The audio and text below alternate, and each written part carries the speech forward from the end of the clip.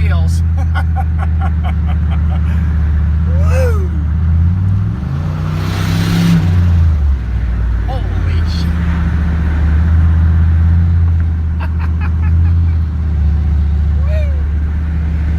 Oh my God. This thing has no problem spinning the wheels. Oh boy. I gotta get something to hold this. Maybe hold it up here where my rearview mirror is, a clamp or something. I gotta figure something out with that. Yeah.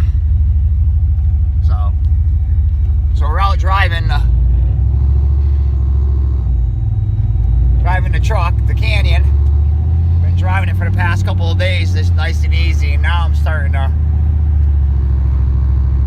wick it up a little bit, but not much. You know, I'm driving around on wastegate spring pressure. Boost controller is off.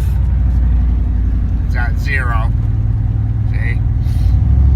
So, driving around, driving it to work basically, which is a good drive. It's from here, where I am in Connecticut, to Springfield, Massachusetts. It's a nice, solid drive every single day. Just trying to break the motor in.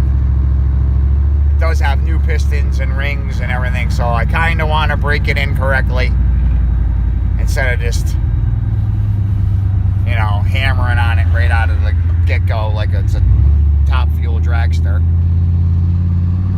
So, other than that, it feels good. Just bouncing around 3 to 4 pounds of boost. That's about it. Was what I sprung the wastegate at really low, and it's unbelievable. I don't know what the gas mileage is because my gas gauge doesn't work, but I got everything wired. That's the only gauge that I need to get working, and I'm planning on getting that to work today. I gotta run a data line, a class 2 data line from the ECM, powertrain control module, to the body control module of the Canyon. And by rights, that should shut the security light off, the battery light off, the ABS light, and it should get my gas gauge to work when I do that. I just gotta check one more thing to make sure it's not gonna lock it up in some type of security mode, which that don't mean shit to me either, because I'll just shut all that off. But or I'll just do it the right way, like I do at work all the time. When vehicles come in with security problems, I just relearn them, and it'll actually be correct instead of being off. Then my truck actually won't be able to get stolen, you know? But it's going to take a little wizardry, but I feel confident that I'd be able to get all that stuff to work. Everybody that I talked to said there was no way that I was going to be able to get my speedometer, my tach, my temperature. Everybody told me there's no way I would be able to get that to work. Well, we're not moving, but you can't see the speedometer, but temperature's working.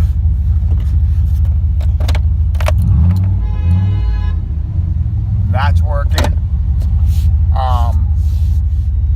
And it's all correct. I got the HP tuners up, and that all is exact to whatever this is. So that's what we got going on right now. I'll try and get some more footage when we're on the highway. This thing drives as smooth as could be. I can't get over how smooth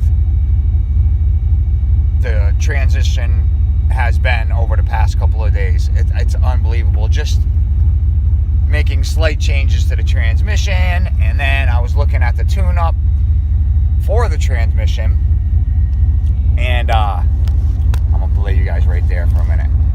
I was looking at the tune-up for the transmission, and I noticed that my speedometer was way off. And I'm like, oh, I was messing with that when I was trying to get when it wheel was missing in the transmission. I tried using the rear differential for an output speed shaft, but that didn't work, obviously, because that's measuring wheel speed and not input shaft speed of the rear diff. It's not measuring the pinion, it's measuring the ring gear. So that was wrong. So I went and I put the gear ratio on this thing's a 373, so I put that gear ratio in. I measured the tire, it's 28.5-inch tall tire. I put that in, tire size, I hit calculate, it calculated it into trans, I flashed it, I drive it now. All the shift points are perfect. They shift like it's a brand new truck. It's unbelievable. And on the highway at 80 miles an hour, not a single vibration in it. It's it's incredible. So there's just some little things that are bothering me about it, like that gas gauge is one. Torque converter lockup, I got to get that to work. I don't know why it's not. It should be working fine. I don't get it, but I gotta get that to work, and I got to get what else? There's little things. Oh, I gotta hook up the TCC lockup so I can get it out of lockup. Gotta hook it to the brake stop lamp switch, which this truck had torque converter lockup. So I just gotta find out which wire was for the truck, cut it, and then put my TCC wire from my ECM to it. That's easy. What else do I gotta do? I want to finish the tailpipe, because right now it's shooting out towards it's just dumping near the rear diff, and it's loud, which I don't care that it's loud, but I just like to get that sound out from underneath the truck, and it should be a little bit more easier to deal with to drive. And that's really it. Then I got to bring it over to my buddy and over to Bay State Performance Dyno, and we got to get a baseline before we start wicking it up. So, all right, I will. I'm gonna pause you guys. I'm pulling up to the drive-thru at Dunkin' Donuts, so I'll get back to you. Yeah, I don't know if you guys seen the inside. I got a laptop mounting here. This thing looks like straight up like a utility truck.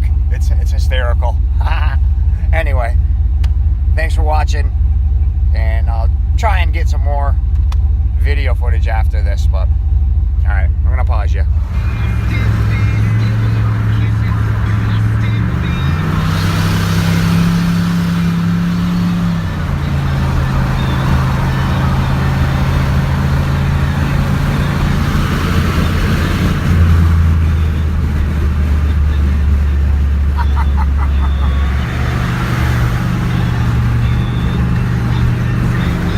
Got no problem getting on the highway.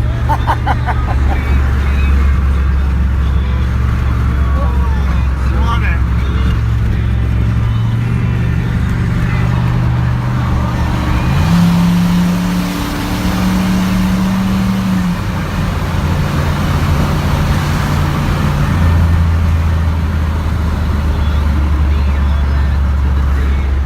Woohoo!